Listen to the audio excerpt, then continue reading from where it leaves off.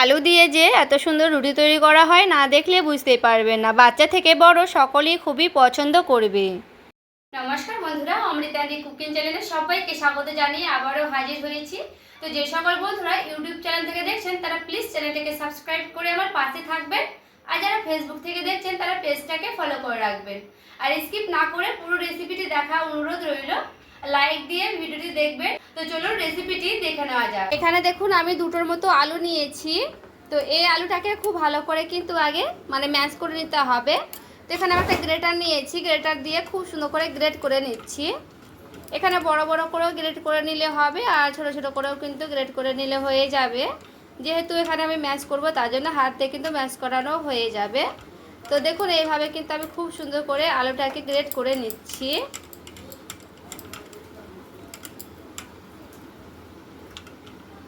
এখানে আমি দুটো আলু দিচ্ছি, আপনারা চাইলে কিন্তু কম বেশি করে নেবেন।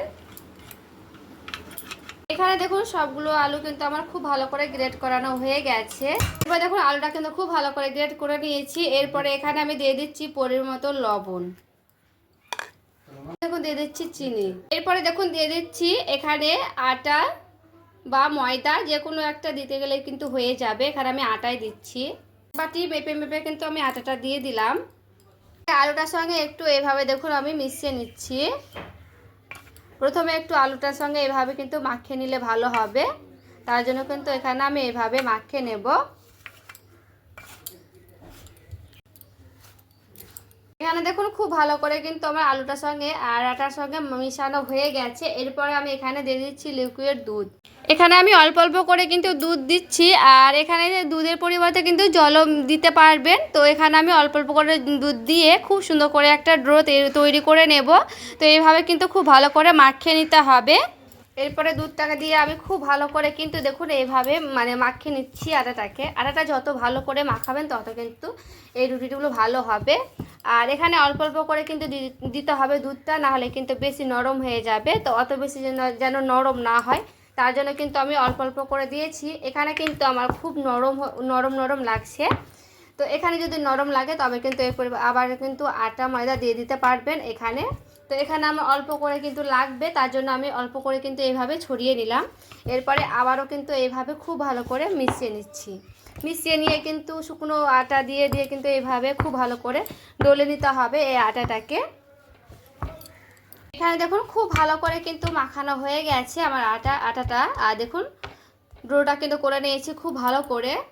এটাকে তো রেস্টে রাখার কোনো প্রয়োজন নাই। তো এইভাবে কিন্তু খুব সুন্দর করে দেখুন আমি লেচি বের করে নিচ্ছি। আর এটা হালকা একটু নরম হয়ে থাকবে, তখনই কিন্তু ভালো হবে এই রুটিটা। এরপরে এখান থেকে আমি লিচিটা কিন্তু কেটে নিচ্ছি। তো যটা লিচি লাগবে বের করে নেব এখান থেকে। তো আমি কিন্তু এইভাবে লিচিটা বের করে নিচ্ছি।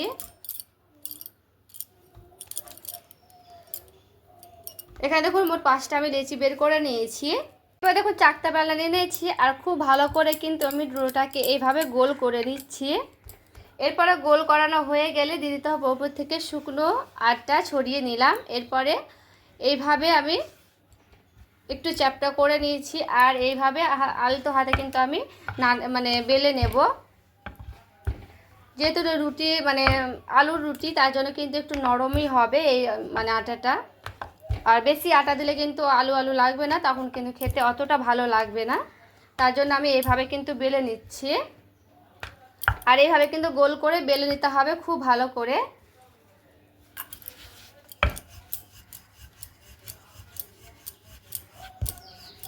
এটা দেখুন আমার রেডি হয়ে গেছে, আর কিন্তু খুব ভালো করে কিন্তু গোল করে বেলানো হয়ে গেছে। দেখুন আরও একটা আমি এইভাবে বেলে দেখাচ্ছি। সেমভাবে কিন্তু গোল করে নিয়ে আবারও ওপর থেকে শুকনো আটা ছড়িয়ে নেব। এরপরে কিন্তু এইভাবে আমি একটু চ্যাপটা করে নিয়েছি। এরপরে আবারও সেই সেমভাবে রুটির মতো কিন্তু আমি করে নিচ্ছি। আমার কিন্তু খুব ভালো করে গোল করানো হয়ে গেছে। এখন আমি ফ্রাই প্যান বসিয়ে দিয়েছি, গ্যাসটাকে অনও করে নিয়েছি। এরপরে ফ্রাই প্যানটা গরম হয়ে গেলে দিয়ে দিতে হবে সেই রুটিটা। হয়ে গেলে আমি আবারও উল্টে নিচ্ছি। চারিদিকটা যখন সেঁকানো হয়ে যাবে এরপরে কিন্তু এইভাবে উল্টে নিতে হবে। আর এইভাবে কিন্তু আমি খুন্তি দিয়ে এইভাবে দেখুন চাপিয়ে একটু চাপ দিব, তাতে কিন্তু রুটিটা খুব ভালো করে ফুলে যাবে, দেখে বুঝতে পারছেন। এই যে দেখুন চারিদিকটা কিন্তু খুব সুন্দরভাবে ফুলে গেছে রুটিটা।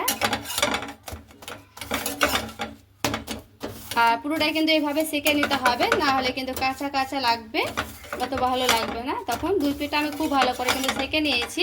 দেখুন দেখুন আমি ওইভাবে কিন্তু করে নিচ্ছি, কিন্তু আমি ওইভাবেই মানে ভেজে নিতে হবে এই রুটিগুলোকে। দেখুন আমি একটা বেলনা নিয়েছি, এইভাবে কিন্তু রুটিটা মানে ফুলিয়ে নেব তার জন্য। এরপর রুটিটা দিয়ে কিন্তু খুব ভালো করে দেখুন এইভাবে ফুলিয়ে নিচ্ছি, চারিদিকটা এইভাবে কিন্তু সেঁকে নিচ্ছি। আর দেখো বুঝতে পারছেন কত সুন্দর করে রুটিটা আমার ফুলে গেছে। দুই পিঠটা আমি এইভাবে কিন্তু ঘুরিয়ে ঘুরিয়ে একটু ভেজে নিচ্ছি, চারিদিকটা একটু সেঁকে নিলে ভালো হয়। সবগুলো রুটি আমি সেমভাবে ভেজে নিচ্ছি, তারপরে আবারও ফিরে আসছি। এই যে দেখুন বন্ধুরা রেডি করে নিয়ে চলেছি আলুর রুটি। আর দেখতে দেখুন কতটা সুন্দর লাগছে, পারফেক্টলি কিন্তু দারুণ লাগে এই রুটিগুলো। আর দেখুন কত সুন্দর কিন্তু নরম সফট হয়েছে, হাতের মুঠোয় কিন্তু নেওয়া যাচ্ছে। এই যে দেখুন, আর খেতেও কিন্তু খুবই ভালো লাগে, বাচ্চা থেকে বড় সকলে কিন্তু খুবই পছন্দ হবে এই রুটিগুলো। তো আজকের রেসিপি ভালো লেগে থাকলে লাইক কমেন্ট শেয়ার করে দেবেন। সকলে ভালো থাকবেন, সুস্থ থাকবেন। দেখা হচ্ছে আরও একটি রেসিপির সঙ্গে।